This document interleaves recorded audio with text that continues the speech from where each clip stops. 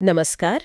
आज की इस खास और गहरी चर्चा में आपका स्वागत है। नमस्कार। हमारे एक श्रोता ने एक बहुत ही कह सकते हैं ज़रूरी विषय पर बात करने का अनुरोध किया है, पंचायती राज व्यवस्था। ये विषय बहुत महत्वपूर्ण है। हाँ, और उनकी खास गुजारिश थी कि इसे परीक्षा के नज़रिए से लेकिन आसान और दिलचस्प भाषा में समझा जाए। और थोड़ा विस्तार से। बिल्कुल, और थोड़ा विस्तार से ताकि पूरी तस्वीर साफ हो सके। तो आज का हमारा मिशन बिल्कुल यही है। सही है। हम सिर्फ तथ्यों की एक लिस्ट नहीं बनाएंगे, बल्कि पंचायती राज की पूरी कहानी समझेंगे।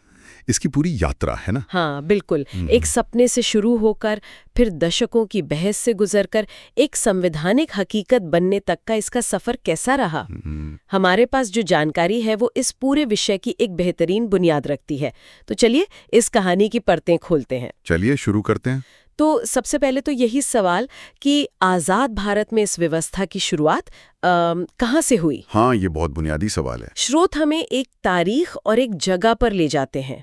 2 अक्टूबर 1959, राजस्थान का नागौर जिला। बिल्कुल, और तारीख बहुत खास है। वही 2 अक्टूबर यानी गांधी जयंती। मुझे नहीं लगता ये कोई महज इत्तेफाक होगा। ये इत्तेफाक बिल्कुल नहीं था। ये एक बहुत सोचा समझा और गहरा सांकेतिक कदम था। अच्छा। देखिए, महात्मा गांधी के लिए आजादी का मतलब सिर्फ अंग्रेजों का जाना नहीं था, बल्कि ग्राम स्वराज था। ग्राम स्वराज मतलब हर गांव अपनी सरकार खुद चलाए। बिल्कुल, यानी सत्ता दिल्ली या लखनऊ में बैठे कुछ लोगों के हाथ में न हो, बल्कि गांव के हाथ में हो। तो नागौर में उस दिन जो हुआ वो गांधी के उसी सपने को एक श्रद्धांजलि थी। लेकिन यहाँ एक बहुत बड़ा लेकिन है। वो शुरुआत बहुत अच्छी थी, पर उसके पीछे कोई कानूनी या कह सकते हैं संवैधानिक ताकत नहीं थी। अच्छा, तो वो बस एक सुझाव जैसा था। हाँ, वो बस राज्यों के लिए एक सुझाव की तरह था। मर्जी हो तो अपनाओ, जैसे अपनाना हो वैसे अपनाओ। अच्छा, मतलब ये एक तरह का पायलट प्रोजेक्ट था जिसकी कोई गारंटी नहीं थी। इसीलिए शायद इसे पूरे देश में एक जैसा और मजबूत होने में इतना वक्त लग गया। बिल्कुल, इसी कमजोरी की वजह से अगले 30-35 साल तक पंचायती राज कहीं बहुत अच्छा चला, कहीं सिर्फ कागजों पर रहा, और कहीं शुरू ही नहीं हुआ। हाँ, और पूरे देश में कोई एकरूपता नहीं थी। और यहीं पर असली गेम चेंजर आता है, जिसका जिक्र हमारे स्रोत में प्रमुखता से है। 1993 का 73rd संविधान संशोधन। बिल्कुल, इस एक संशोधन ने पंचायती राज को एक अच्छे विचार से उठाकर एक संवैधानिक अनिवार्यता बना दिया। इसने इसे संविधान की 11वीं अनुसूची में जगह दी और पंचायतों को 29 विषयों पर काम करने का अधिकार भी दिया। सही बात। और ये तय कर दिया कि अब ये राज्यों की मर्जी नहीं बल्कि जिम्मेदारी है। ये तो बहुत बड़ा बदलाव था। लेकिन ये जो ढांचा आज हम देखते हैं, मतलब 3 स्तरों वाला, क्या ये 73वें संशोधन में ही अचानक से सोच लिया गया? नहीं। या इसके पीछे भी कोई कहानी है? हमारे स्रोत में बलवंत राय मेहता, अशोक मेहता, LM सिंघवी, कई समितियों का जिक्र है। इतनी सारी समितियां क्यों? ये सवाल बहुत अच्छा है। ये काम ठीक ना करने से ज्यादा सोच में बदलाव की कहानी है। ये समितियां इस बात का सबूत हैं कि भारत ने इस विषय पर दशकों तक कितना गहरा मंथन किया है। बलवंत राय मेहता समिति जो 1957 में बनी, उसने ही सबसे पहले ये 3 स्तर वाला ढांचा दिया था। अच्छा, तो ये त्रिस्तरीय ढांचा इतना पुराना है? हाँ, और उन्होंने इसे लोकतांत्रिक विकेंद्रीकरण कहा। उस वक्त ये एक क्रांतिकारी विचार था, लेकिन उनकी सोच इसे एक सरकारी स्कीम की तरह लागू करने की थी, ताकि विकास योजनाएं नीचे तक पहुंच सके। बिल्कुल। फिर आई बाकी समितियां, उन्होंने इस विचार को और मांझा और बेहतर किया। जैसे अशोक मेहता समिति। हाँ, जैसे अशोक मेहता समिति 1977 ने 2 स्तर वाले ढांचे का सुझाव दिया, जो ज्यादातर राज्यों को पसंद नहीं आया, लेकिन उससे बहस आगे बढ़ी। और फिर LM सिंघवी समिति। और फिर आई LM सिंघवी समिति 1986 में। ये वो मोड़ था जहां सोच पूरी तरह बदल गई। सिंघवी समिति ने कहा कि पंचायती राज कोई सरकारी स्कीम नहीं है, बल्कि ये लोकतंत्र की तीसरी सीढ़ी है। एकदम सही, और इसे संवैधानिक दर्जा और सुरक्षा मिलनी ही चाहिए। 73वां संशोधन असल में सिंघवी समिति की इसी दूरदर्शी सोच का नतीजा था। कमाल है, मतलब ये पूरा सिस्टम दशकों के विचार विमर्श के बाद तैयार हुआ है। बिल्कुल, ये कोई एक दिन में नहीं हुआ। तो चलिए इस 3 स्तरीय ढांचे को, जिसे बलवंत राय मेहता समिति ने सुझाया था, और करीब से समझते हैं। इसे एक पिरामिड की तरह देखना सबसे आसान है ना? हाँ बिल्कुल। तो सबसे नीचे, सबसे मजबूत नींव के तौर पर क्या है? पिरामिड की नींव है ग्राम पंचायत। ये गांव के स्तर पर लोकतंत्र की पहले पाठशाला है। और इसका मुखिया सरपंच या प्रधान होता है? हाँ, जिसे गांव के लोग चुनते हैं। और स्रोत में एक बहुत ही महत्वपूर्ण जानकारी दी गई है, जो अक्सर परीक्षाओं में पूछी जाती है। क्या? सरपंच बनने के लिए न्यूनतम आयु सिर्फ 21 साल है। ये बात वाकई दिलचस्प है। जहां लोकसभा या विधानसभा का सदस्य बनने के लिए न्यूनतम उम्र 25 साल है, वहीं गांव का सरपंच बनने के लिए 21 साल। इसके पीछे क्या सोच रही होगी? सोच ये थी कि गांव के शासन में युवा ऊर्जा और नए विचारों को जल्दी मौका मिले। अच्छा। 21 साल का नौजवान जो शायद अपने गांव के समस्याओं को एक नई नजर से देखता हो, उसे बदलाव लाने के लिए 25 साल का होने का इंतजार न करना पड़े। ये जमीनी स्तर पर नेतृत्व तैयार करने का एक बेहतरीन तरीका है। सही बात है।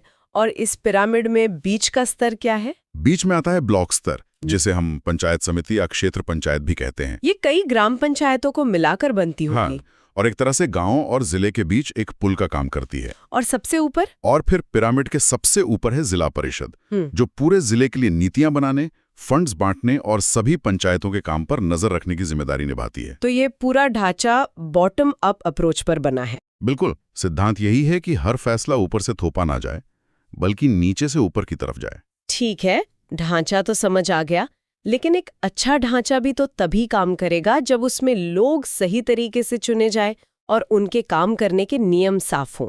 सही बात है। तो इन पंचायतों के चुनाव कैसे होते हैं? क्या ये भी लोकसभा की तरह हर 5 साल में होते हैं? हाँ, स्रोत में ये बात साफ लिखी है कि इनका कार्यकाल भी 5 साल का ही होता है। लेकिन इसमें एक और बहुत जरूरी नियम है। वो क्या है? मान लीजिए कोई पंचायत भ्रष्टाचार या किसी और वजह से अपना 5 साल का कार्यकाल पूरा होने से पहले ही भंग कर दी जाती है, तो क्या होगा? तो शायद अगले चुनाव तक इंतजार करना होगा? नहीं, बिल्कुल नहीं। संविधान कहता है कि ऐसी सूरत में 6 महीने के अंदर अंदर नए चुनाव कराने ही होंगे। अच्छा। ये नियम इसलिए बनाया गया ताकि स्थानीय शासन में कोई लंबा खालीपन ना आए, विकास के काम न रुके और लोगों का प्रतिनिधित्व हमेशा बना रहे। बिल्कुल, ये एक तरह की डेमोक्रेटिक सेफ्टी नेट है। एक मिनट, यहाँ स्रोत में कुछ ऐसा लिखा है जो मुझे चौंका रहा है। ये कह रहा है कि पंचायती राज राज्य सूची का विषय है। इसका मतलब तो ये हुआ कि केंद्र सरकार का इस पर कोई सीधा कंट्रोल नहीं है। ये तो बहुत बड़ी बात है। आपने बिल्कुल सही नस पकड़ी है। ये शायद पंचायती राज का सबसे महत्वपूर्ण और जटिल पहलू है। वो कैसे? देखिए, संविधान में शक्तियों का बंटवारा 3 लिस्ट में है: संघ सूची, राज्य सूची और समवर्ती सूची। हाँ। पंचायती राज को राज्य सूची में रखने का मतलब है कि पंचायतों को कितने अधिकार देने हैं, उन्हें कितना पैसा देना है, उनके चुनाव कैसे कराने हैं, ये सब तय करने की जिम्मेदारी राज्य सरकार की है। ओह, इसका मतलब तो ये हुआ कि हरियाणा के पंचायत के नियम और अधिकार बिहार के पंचायत से बिल्कुल अलग हो सकते हैं। बिल्कुल, और यहीं पर इसकी खूबसूरती और चुनौती दोनों छिपी हैं। खूबसूरती कैसे? खूबसूरती ये है कि हर राज्य अपनी भौगोलिक और सामाजिक जरूरतों के हिसाब से अपने पंचायती राज सिस्टम को ढाल सकता है। और चुनौती? चुनौती ये है कि अगर किसी राज्य की सरकार की नीयत ठीक ना हो तो वो पंचायतों को कमजोर भी कर सकती है, जैसे उनके फंड्स रोककर या अधिकार छीनकर। हाँ, और तब केंद्र सरकार सीधे तौर पर कुछ नहीं कर सकती। इसलिए पंचायतों की असली ताकत काफी हद तक राज्य की राजनीतिक इच्छा शक्ति पर निर्भर करती है। ये तो वाकई एक दोधारी तलवार है। चलिए, अब इस सिस्टम के एक और बहुत ही प्रगतिशील पहलू पर बात करते हैं। एक सिस्टम सिर्फ ढांचे से नहीं, बल्कि इस बात से बनता है कि उसमें कौन लोग शामिल हैं। स्रोत में आरक्षण को लेकर कुछ बहुत अहम बातें बताई गई हैं। हाँ, खासकर महिलाओं के लिए। बिल्कुल। 73वें संशोधन का एक सबसे क्रांतिकारी प्रावधान था महिलाओं के लिए सभी स्तरों पर कम से कम 33% यानी 1/3 सीटों का आरक्षण। सोचिए, ये कितना बड़ा कदम था। हाँ, हमारे स्रोत में उत्तर प्रदेश का उदाहरण भी है, जहां कुल सीटों का 1/3 महिलाओं के लिए आरक्षित है। हजारों सालों से जिन महिलाओं को घर की दहलीज लांघने की इजाजत नहीं थी, उन्हें एक झटके में गांव की संसद में फैसले लेने की कुर्सी पर बिठा दिया गया। शुरुआत में वो प्रधानपति या सरपंच पति वाली समस्याएं जरूर आई होंगी। बिल्कुल आई। जहां महिला सिर्फ नाम के लिए प्रमुख होती थी और काम उसका पति करता था, लेकिन धीरे धीरे जमीनी हकीकत बदली है। तो अब सुधार है? बहुत सुधार है। आज हजारों महिला सरपंच अपने गांवों में पानी, स्कूल, स्वास्थ्य और सफाई जैसे मुद्दों पर बेहतरीन काम कर रही हैं। और ये सिर्फ महिलाओं तक ही सीमित नहीं है ना? स्रोत में आंध्र प्रदेश का भी जिक्र है। बिल्कुल, वहां अल्पसंख्यकों के लिए भी आरक्षण की व्यवस्था है। अच्छा। देखिए, संविधान में अनुसूचित जाति और अनुसूचित जनजाति के लिए तो उनकी जनसंख्या के अनुपात में आरक्षण अनिवार्य है ही। हाँ, वो तो है। लेकिन संविधान राज्यों को ये छूट भी देता है कि अगर वे चाहें तो अन्य पिछड़ा वर्ग या अल्पसंख्यकों के लिए भी आरक्षण की व्यवस्था कर सकते हैं। तो ये आंध्र प्रदेश का उदाहरण दिखाता है कि ये सिस्टम कितना लचीला है। हाँ, और कैसे राज्य अपनी सामाजिक बनावट के हिसाब से इसे और ज्यादा समावेशी बना सकते हैं। इसका मकसद ही यही है कि पंचायतें सिर्फ एक ढांचा न रहें, बल्कि समाज का आईना बने, जहां हर तबके की आवाज सुनी जाए। बिल्कुल। तो ये पूरा सिस्टम इतना मजबूत, इतना सोचा समझा और समावेशी है, मैं तो यही मानकर चल रही थी कि ये अब तक पूरे भारत में लागू हो चुका होगा। लेकिन स्रोत में एक हैरान करने वाली जानकारी है कि मिजोरम, मेघालय और नागालैंड में पंचायतों का गठन नहीं किया गया है। ये थोड़ा अजीब नहीं है? पहली नजर में ये अजीब लग सकता है, लेकिन इसके पीछे हमारे संविधान की एक बहुत गहरी समझ और सम्मान की भावना है। वो कैसे? इन राज्यों में, खासकर आदिवासी इलाकों में, स्थानीय शासन की अपनी सदियों पुरानी पारंपरिक व्यवस्थाएं हैं। अच्छा, जैसे उनकी अपनी ग्राम परिषदें। हाँ, ट्राइबल काउंसिल्स होती है, जिनके अपने नियम कानून होते हैं और जो समाज में बहुत प्रभावी ढंग से काम करती हैं। संविधान निर्माताओं का मानना था कि एक नया कानून लाकर इन सफल और स्थापित पारंपरिक व्यवस्थाओं को खत्म करना ठीक नहीं होगा। अच्छा, तो ये एक तरह से वन साइज फिट्स ऑल वाले फॉर्मूले को नकालना है? बिल्कुल। ये दिखाता है कि हमारा संविधान कितना परिपक्व और लचीला है। वो हर क्षेत्र की अपनी अनूठी संस्कृति और इतिहास का सम्मान करता है। एकदम सही। इसीलिए इन राज्यों को छूट दी गई है कि वो या तो अपनी पारंपरिक व्यवस्थाओं को जारी रखें या फिर पंचायती राज को अपने हिसाब से ढालकर लागू करें। ये कोई कमी नहीं, बल्कि भारतीय लोकतंत्र की विविधता का सम्मान है। ये पूरी बातचीत वाकई बहुत ज्ञानवर्धक रही। तो अगर हम अपने श्रोता के लिए जो परीक्षा की तैयारी कर रहे हैं, इस पूरी चर्चा का सार निकालें तो मुख्य बातें क्या होंगी? एक क्विक रिकैप करते हैं। पहली बात, पंचायती राज की आधिकारिक शुरुआत 2 अक्टूबर 1959 को राजस्थान के नागौर से हुई, जो गांधी के ग्राम स्वराज के सपने से प्रेरित थी।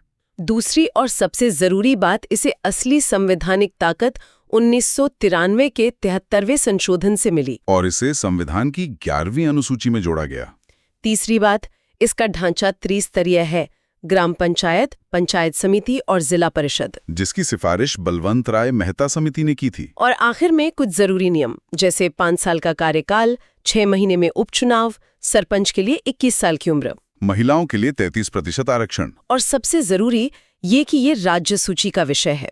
मुझे लगता है ये पॉइंट्स परीक्षा के लिए काफी मजबूत आधार तैयार करते हैं। ये बिल्कुल सटीक सारांश है।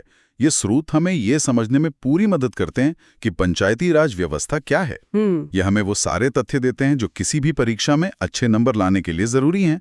लेकिन ये चर्चा हमें एक गहरे सवाल पर भी सोचने के लिए छोड़ जाती है। वो क्या? ये व्यवस्था कागज पर जितनी मजबूत और आदर्श दिखती है, क्या जमीन पर भी उतनी ही ताकतवर है? मतलब संविधान ने तो पंचायतों को फैसले लेने का हक दे दिया, लेकिन क्या राज्य सरकारें उन्हें उस हक को इस्तेमाल करने के लिए जरूरी पैसा, कर्मचारी और असली ताकत देती हैं? ये तो बहुत बड़ा सवाल है। 1 अरब से ज्यादा आबादी वाले देश में ये स्थानीय सरकारें अपने गांव की किस्मत बदलने की कितनी वास्तविक शक्ति रखती हैं?